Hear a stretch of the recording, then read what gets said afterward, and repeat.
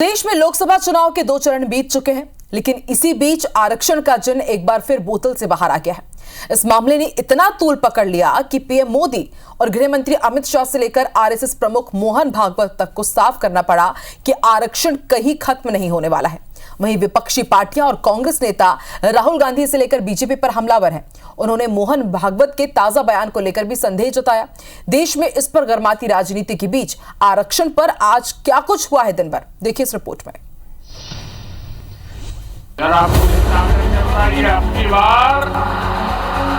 आपकी बार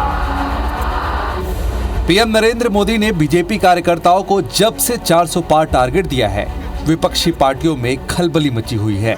बीजेपी को पिछले लोकसभा चुनाव में 300 से ज्यादा सीटें मिली थी और एनडीए के घटक दलों को मिलाकर ये संख्या 350 के पार पहुंच गई थी। पीएम कई बार कह चुके हैं कि आने वाला समय बड़े फैसलों का होगा। पीएम ने ऐसा किस बात को लेकर कहा, ये कोई नहीं जानता, लेकिन विपक्षी दल इस बात की आशंका जता रहे हैं कि सरकार विशाल बहुमत के दम पर संविधान बदलकर आरक्षण खत्म करना चाहती है। आरएसएस के जो चीफ है उनका बयान आता है कि हम रिजर्वेशन के खिलाफ नहीं है। अरे इन्होंने ही पहले स्टेटमेंट दिया था कि रिजर्वेशन के खिलाफ है। जो भी रिजर्वेशन के कॉन्स्टिट्यूशन के खिलाफ है, सारों को ये ले रहे हैं, फिर कह रहे हैं कि भैया हम रिजर्वेशन के खिलाफ नहीं है। और इसका लक्ष्य क्या है मैं बता देता हूं, क्योंकि ये 20-22 अरबपतियों की मदद करना चाहते हैं। बीजेपी के 400 पार के नारे के जवाब में विपक्ष ने इसे आरक्षण से जोड़ दिया है। हालांकि विपक्ष की इस मंशा को भांपकर बीजेपी और आरएसएस भी सतर्क हो गया है। यही वजह है कि संघ प्रमुख मोहन भागवत ने एक कार्यक्रम के दौरान कहा है कि जब तक जरूरत होगी आरक्षण जारी रहेगा। पीएम नरेंद्र मोदी और गृह मंत्री अमित शाह ने भी रविवार को अपनी चुनावी सभाओं के दौरान साफ कर दिया है कि आरक्षण खत्म नहीं होने जा रहा। राहुल गांधी निराधार झूठ बोलकर लोगों को गुमराह करने का काम कर रहे हैं।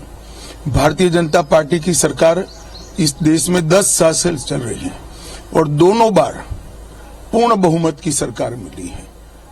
अगर भारतीय जनता पार्टी की मंशा होती कि आरक्षण को खत्म करना है तो हो चुका होता, बल्कि नरेंद्र मोदी जी ने पूरे देश के दलित, पिछड़े और आदिवासी भाई बहनों को गारंटी दी है, जब तक भारतीय जनता पार्टी है आरक्षण को कोई हाथ नहीं लगा सकता। जब से आरक्षण आया है तब से संविधान सम्मत सारे आरक्षण को संघ पूर्ण समर्थन देता है और संघ ये कहता है कि आरक्षण जिनके लिए है उनको जब तक आवश्यक लगेगा या सामाजिक कारणों से दिया गया है, वो भेदभाव जब तक है तब तक ये आरक्षण जारी रहना चाहिए।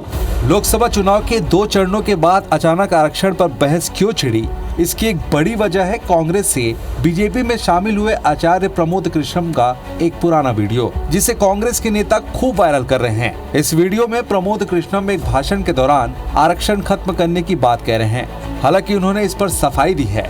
उनके मुताबिक ये 1 साल पुराना वीडियो है और भाषण आधा है। जब मैं कांग्रेस के साथ था, अब पीएम मोदी के साथ हूँ और कांग्रेस दुष्प्रचार और साजिश कर रही है। ये हरिद्वार में एक मेरे भाषण का अंश है और उसको मोदी जी से जोड़ करके दिखाया जा रहा है, जबकि सच बात यह है कि जब ये मैंने भाषण दिया, जब मेरा वक्तव्य है, तब तो मैं कांग्रेस के साथ था। भारत की सियासत में आरक्षण और जातिवाद बेहद संवेदनशील मुद्दा है। चुनाव के दौरान राजनीतिक दल इसे जमकर भुनाते हैं। ये ऐसे विषय हैं जो हवा का रुख मोड़ने की ताकत रखते हैं।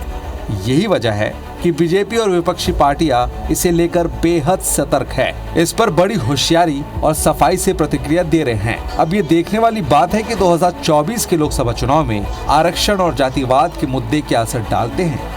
Election desk, IBC 24।